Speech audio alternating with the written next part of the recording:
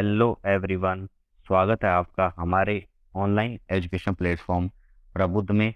साथियों, हम प्राचीन भारतीय इतिहास के अंतर्गत मौर्य काल तक कंप्लीट कर चुके हैं, जिसमें मैंने आपको बताया था कि मौर्य काल के अंतिम सम्राट बृहद्रथ की हत्या कर जो है पुष्यभूति ने जो है शुंग वंश की स्थापना करी थी, है ना। तो इस काल को हम मौर्योत्तर काल के नाम से जानते हैं। इसमें बहुत सारे वंश आए, इसमें कुछ देशी शासक भी आए और इन्हीं के समानांतर विदेशी शासक भी भारत में आए। तो हम समझते हैं कि जैसे मौर्योत्तर काल आता है, मौर्योत्तर काल के अंतर्गत जो है एक तो देशी वंश यहाँ पे शासन करता है और कुछ विदेशी शासक भी यहाँ पे शासन करते हैं। ये जो देशी और विदेशी शासक हैं, ये समानांतर हैं एक दूसरे के। यानी कि इन्हीं के साथ जब देशी शासक यहाँ पे शासन कर रहे थे, तो इसी टाइम जो है विदेशी शासकों ने यहाँ पे आक्रमण करना शुरू कर दिया था और इन्होंने भी जो है अपना राजवंश यहाँ स्थापित किए, है ना। तो देशी शासकों में प्रमुख हैं, जिनमें सबसे पहला है शुंग वंश, उसके पश्चात है कर्ण वंश और उसके पश्चात है सातवाहन वंश।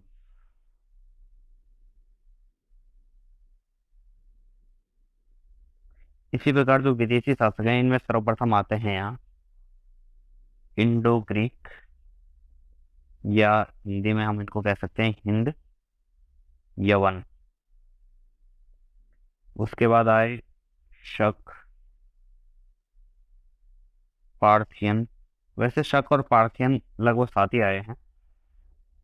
और इसके बाद आता है कुषाण। तो आप यहाँ पे जो है एक बात ध्यान रखेंगे, यही इनका आने का क्रम भी है इन वंशों। तो कभी कभी जो है क्रमवार क्वेश्चन में पूछ लेता है कि कौन सा वंश पहले आया और कौन सा वंश बाद में आया। तो आज हम अध्ययन करेंगे देशी शासकों का, जिनमें प्रथम है शुंग वंश। तो हम शुंग वंश का अध्ययन प्रारंभ करते हैं।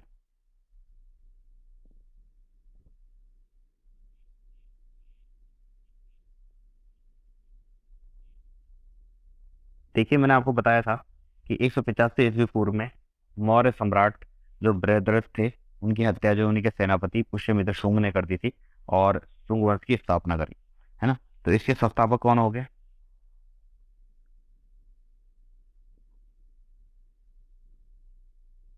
पुष्यभूति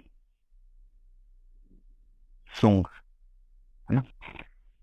अब ये जो वंश है, इसमें जो हम मेन जो है पुष्यमित्र शुंग के बारे में ही पढ़ेंगे, बाकी शासक इतने महत्वपूर्ण नहीं है। तो अयोध्या अभिलेख के अनुसार, अयोध्या अभिलेख के अनुसार इसने इसने मतलब पुष्यमित्र शुंग ने दो अश्वमेध यज्ञों का आयोजन किया।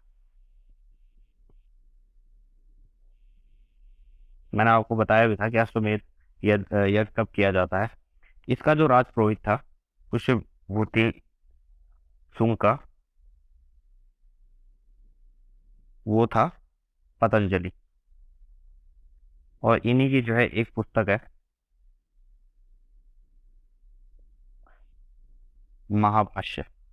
ये किसने लिखी है? पतंजलि ने, है ना। तो ये किसके राजपुरोहित थे? ये जो पुष्यभूति शुंग के राजपुरोहित थे। इसी के समय जो है यवनों का आक्रमण हुआ। मैंने आपको बताया था कि विदेशी शासक भी जो इन्हीं के समकालीन है। तो जो हिंदी यवन थे, ये पुष्यभूति शुंग के टाइम में इन्होंने जो है आक्रमण किया था। पुष्यभूति ने, देखिए, ये जो है ब्राह्मण धर्म का इसने पुनरुत्थान किया था, ब्राह्मण धर्म का पुनरुत्थान। और मैं आपको एक और बात यहाँ पे आप नोट कर सकते हैं कि वैदिक काल का पुनर्जागरण भी इसी के काल को कहा जाता है ना। तो इससे, क्योंकि इसके पहले वाले जो वंशज थे, तो वो कहीं ना कहीं जो है जैन धर्म, बौद्ध धर्म से प्रभावित थे। तो इसके पश्चात जो है पुनः जो है जब इन धर्मों का धीरे धीरे कर्मिक पतन होना शुरू हो गया, तो पुनः जो है जब शुंग वंश की स्थापना हुई, तो पुष्यभूति शुंग ने जो है ब्राह्मण धर्म का पुनरुत्थान किया, है ना। इसके अलावा इसने जो है बरहूत स्तंभ का निर्माण कराया। वैसे इतिहास में जो है पुष्यभूति शुंग के बारे में जो है ये कहा जाता है कि इसमें जो है बौद्ध धर्म का जो है बौद्ध धर्म के पतन में इसने महत्वपूर्ण भूमिका निभाई। परंतु फिर भी उल्लेख ये भी मिलता है कि इसने भरहुत स्तंभ का निर्माण कराया। तो प्री के पर्सपेक्टिव से ये महत्वपूर्ण है कि भरहुत स्तंभ का निर्माण किसने कराया था, तो उसका आंसर है पुष्यभूति शुंग, है ना। इसके अलावा जो है जो पुष्यभूति शुंग है इसका पुत्र था अग्निमित्र। और ये वही अग्निमित्र है जिसके बारे में हमें वर्णन मिलता है कालिदास की जो पुस्तक है मालविका अग्निमित्रम। ये जो है प्रेम संबंधों के बारे में बताया गया है इसमें किसके, एक तो अग्निमित्र के बारे में और एक राजकुमारी कौन, मालविका, है ना? तो मालविका अग्निमित्रम जो कि कालिदास ने लिखा है उसमें अग्निमित्र और मालविका के प्रेम संबंधों का वर्णन मिलता है। और ये अग्निमित्र जो है पुष्यभूति शुंग का पुत्र था। इसके अलावा इसी के समय में जो है भागवत्र नाम का इनके शुंग वंश में एक शासक हुआ था। तो भागवत्र के शासन काल में हेलियोडोरस हेलियोडोरस ने विदिशा में जो है गरुड़ स्तंभ स्थापित करवाया। और एक गरुड़ स्तंभ का क्या मतलब हुआ है कि ये किससे संबंधित था, ये था आपके भागवत धर्म से संबंधित, है ना। तो ये भी माना जाता है कि भागवत धर्म का उदय और विकास जो है शुंग काल में ही हुआ था, है ना। अब हम बात कर लेते हैं इसके अंतिम शासक की। इसका जो अंतिम शासक था उसका नाम था देवभूति। इसकी जो हत्या कर दी थी देवभूति की लगभग जो है 75 ईस्वी पूर्व में किसने, वसुदेव ने। और तब इसने स्थापित किया कौन, कण्व वंश। और यहाँ से शुरू होता है आपका दूसरा वंश जिसका नाम है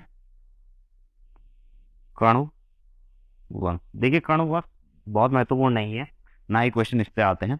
तो इसके हम सिर्फ संस्थापक और अंतिम शासक के बारे में थोड़ा सा जान लेंगे, उनके नाम हम जान लेंगे, बस इतना ही महत्वपूर्ण है कण्व शासकों में। हाँ बस आप ये याद रखिएगा कि सर्वप्रथम जो है शुंग वंश आ रहा है, शुंग वंश के बाद कण्व वंश आ रहा है, और उसके पश्चात जो है सातवाहन वंश आ रहा है ना।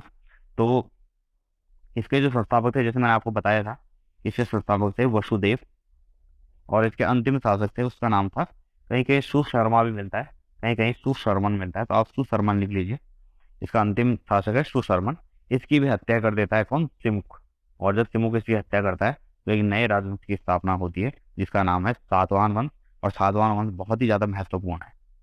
तो सातवाहन वंश के बारे में हम पढ़ेंगे अभी। सातवाहन वंश,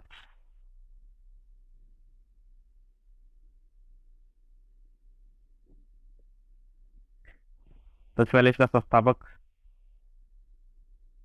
संस्थापक था सिमुक। और इसी ने हत्या की थी किसकी, कर्णवंशी अंतिम शासक सुशर्मन की, है ना। इसके बाद इसमें दूसरा पॉइंट हम लिखेंगे, इनका जो शासन क्षेत्र है ये जो है मुख्यतः क्या है, वो आपका महाराष्ट्र में, इसके अलावा जो है आंध्र प्रदेश में और कर्नाटक। इसीलिए इनको जो है आंध्र सातवाहन वंश भी कहते हैं। तो कभी भी अगर वो पूछेगा कि आंध्र सातवाहन वंश की स्थापना किसने की थी, तब भी इसका जवाब जो है सिमू की होगा, ठीक है। अगर हम बात करें इनकी वास्तविक राजधानी की,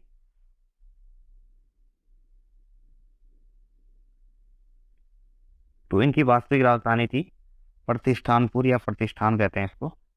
और जो अभी वर्तमान में जो महाराष्ट्र में पड़ता है, वर्तमान में इसको बोलते हैं पैठन या पैठान। और ये महाराष्ट्र में पड़ता है ये वाला क्षेत्र। और अगर हम बात करें इनकी आरंभिक राजधानी की, आरंभिक राजधानी तो वो थी अमरावती में। बहुत बार ये वाला क्वेश्चन आया हुआ है कि सातवाहन वंश की आरंभिक राजधानी कौन थी, तो आप जवाब देंगे अमरावती। और अगर वास्तविक राजधानी या सिर्फ राजधानी पूछेगा तो इसका जवाब होगा प्रतिष्ठान, है ना। इनकी अगर हम राजकीय भाषा की बात करें, राजकीय भाषा थी इनकी प्राकृत, इनकी लिपि थी ब्राह्मी। अब इसके कुछ प्रमुख शासकों की हम बात कर लेते हैं। जैसे कि इसमें एक हुआ है सतकर्णी प्रथम। तो जो सतकर्णी प्रथम है वो सातवाहन वंश का पहला यशस्वी शासक है, यानी कि जिसने जो है बहुत नाम कमाया है, वो कौन सा है? सतकर्णी प्रथम है ना। इसने क्या किया था? इसने दो अश्वमेध यज्ञ कराए, प्लस इसने जो है एक राजसूय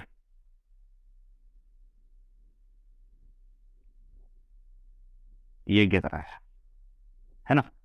सातवाहन वंश का ही जो एक शासक है, सातवाहन वंश का हाल, इसने जो है क्या लिखी? गाथा सप्तशती का ये क्या था? रचयिता, है ना।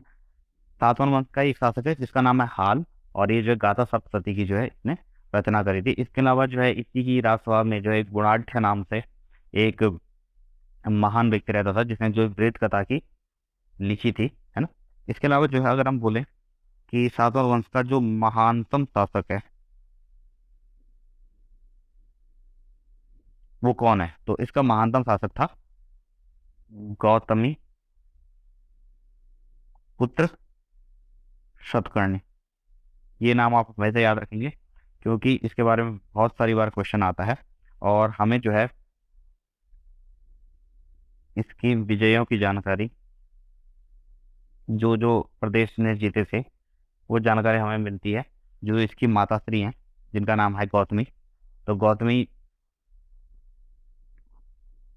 गौतमी बलश्री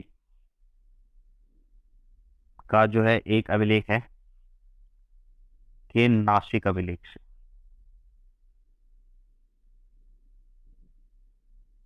तो सातवाहन वंश का जो सबसे महानतम शासक है वो है गौतमी पुत्र सतकर्णी।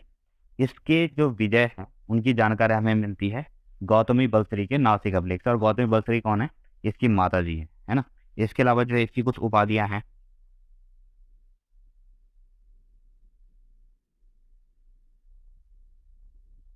एक तो इसको कहा गया है और द्वितीय ब्राह्मण। इसके अलावा जो है इसको कहा गया है वेण कटक।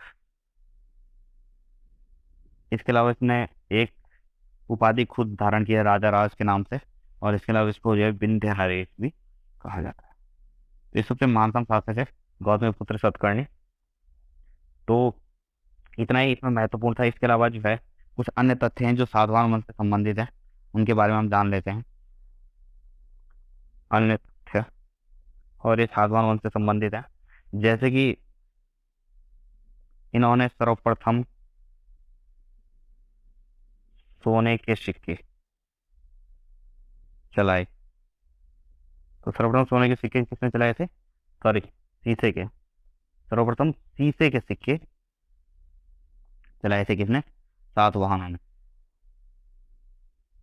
इसके अलावा जो है इनके समय में जिले को कहा जाता था, जिले को आहार कहा जाता था। इसके अलावा जो है ब्राह्मणों को भूमि दान की प्रथा किसने चलाई थी? सातवाहनों ने। इसके अलावा एक और महत्वपूर्ण तथ्य है कि जो ग्रामीण क्षेत्र थे, ग्रामीण क्षेत्रों में जो प्रशासक थे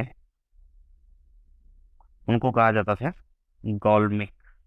और जो गौलमिक है थोड़ा बहुत जो है सेना भी रखता था। तो ये महत्वपूर्ण इसमें तथ्य हैं। इसके अलावा अगर आप ध्यान दे रहे होंगे तो जो ये शासक थे, इनके नाम के आगे जो है इनकी माताश्री का नाम आता है, जैसे कि गौतम पुत्र शतकर्णी, है ना। ऐसे ही बहुत सारे नाम जो है। तो ये इससे ये पता चलता है कि इनके उसमें जो है जो महिलाओं की स्थिति थी वो दयनीय नहीं थी, बल्कि वो काफी अच्छी स्थिति थी। और इसके अलावा महिलाओं को संपत्ति का भी अधिकार था सातवाहन वंश में। और इसके अलावा जो है, परंतु जो है जो इनका समाज है वो पितृसत्तात्मक था, न कि मातृसत्तात्मक। ये और ये हमें कैसे पता चलता है, क्योंकि जो शासक है वो सभी जो है क्या हुए हैं, पुरुष ही हुए हैं, है ना। तो ये कुछ महत्वपूर्ण पॉइंट है देशी शासकों में। इसके अलावा हम अध्ययन करेंगे विदेशी शासकों का। इसके अलावा आप एक और पॉइंट नोट कर लीजिए कि एक और वंश था जिसको बोलते थे चेदी वंश, या इसको मेघवाहन वंश भी कहते हैं। जो चेदी वंश है उसकी स्थापना मेघवाहन वंश ने की थी। और इसका एक महत्वपूर्ण शासक था खारवेल। और ये लोग जो शासन करते थे कलिंग पे, जिसको जो है पहले अशोक ने जीता था। पर जैसे जो है मौर्य काल जो समाप्त होता है उसके अलावा वो स्वतंत्र हो गया था। और ये जो है शुंग या कर्ण, मतलब इन्हीं देशी शासकों के जो है समानांतर था, है ना। तो आप थोड़ा सा याद रखेंगे कि चेदी वंश के अंतर्गत आता है खारवेल, जो कि कलिंग पर शासन करता था, है ना। तो आज के लेक्चर में इतना ही। मिलते हैं आपसे। धन्यवाद।